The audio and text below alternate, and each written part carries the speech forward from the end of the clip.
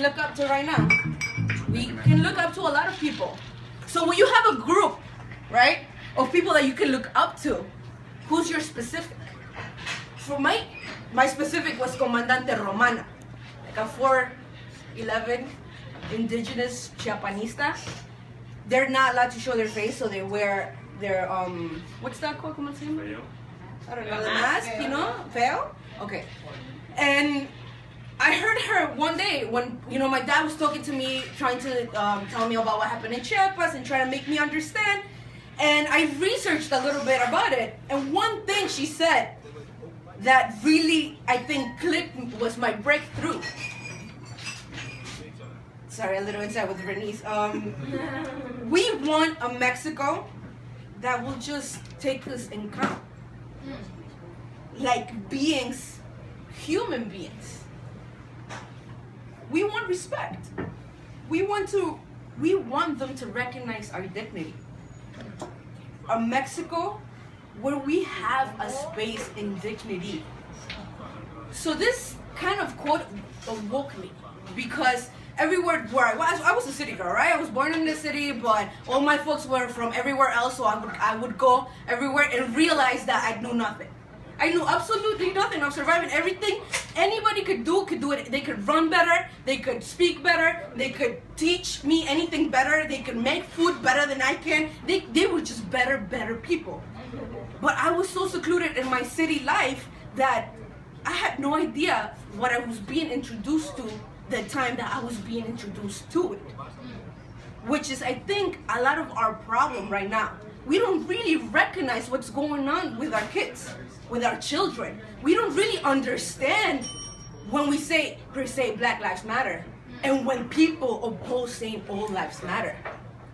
We can't understand the opposition.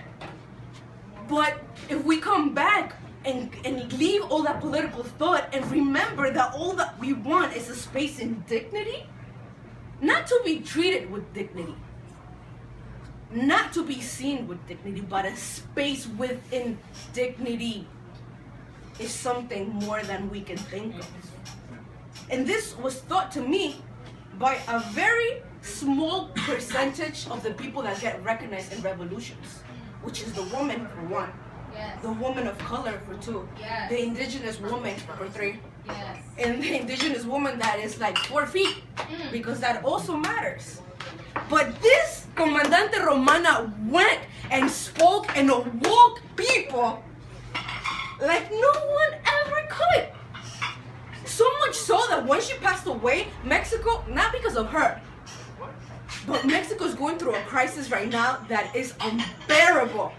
We have 150,000 people missing. That's not, I mean, can you even think of 150,000 people? The latest one that the government is trying to conceal is 43 missing students from Ayotzinapa, which is one of our poorest schools, rural schools, where these kids that were gonna be teachers were gonna go to the mountains and teach those kids something. But being who they are and helping the community, they get targeted first. It's not the first time that kids or students are disappeared in Mexico. Why is it so important for us right now to realize what tactics Mexican governments do? Because they're trying to do it to us. Because Mexico will never give up the fact that people in their country fear the government. We fear to send our children to go to school and be well-being students, because being well-being means you fight for your country. And there is no way in hell that in Mexico you're not gonna fight for your country if you're aware. And what happens? Genocides of students since the day I was born. Genocides of indigenous and everybody in the country. Why does this matter to me and relate to Bernice? Right? Because I think being a powerful being and knowing you are a powerful being is not easy. And someone not telling you but showing you how powerful you are is a gift. And I never believed in gifts. Because I'm Mexican and we have to work for everything that we earn, you know. But I didn't. I didn't believe in gifts. I didn't believe in fate. I didn't have a grasp in spirituality. And it was because my religion had betrayed me and betrayed my people so much that I could not believe in it anymore. I could just not be content with it.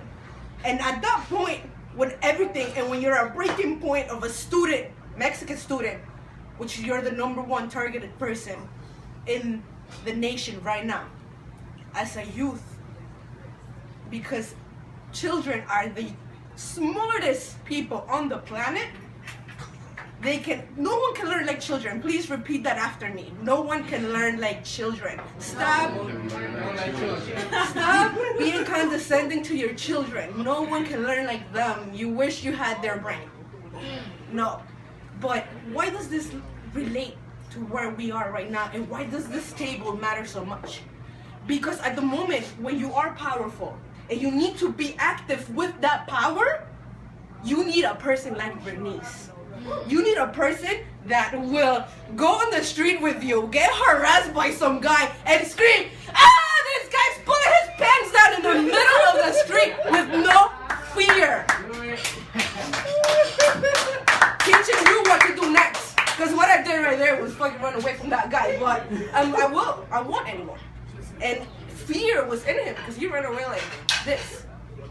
So remember that when you need to be in action, because the things that we are going through are for real. The genocides are real. The kidnaps of children and the fact that these people are calling us Negroes and Spigs and immigrants and illegals is real.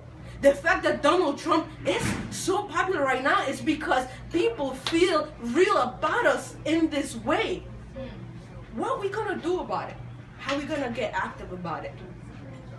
It's being around people like Bernice. Appreciating people like Bernice. Appreciate Bernice. Every day of your life, appreciate Bernice. Thank you. Bernice!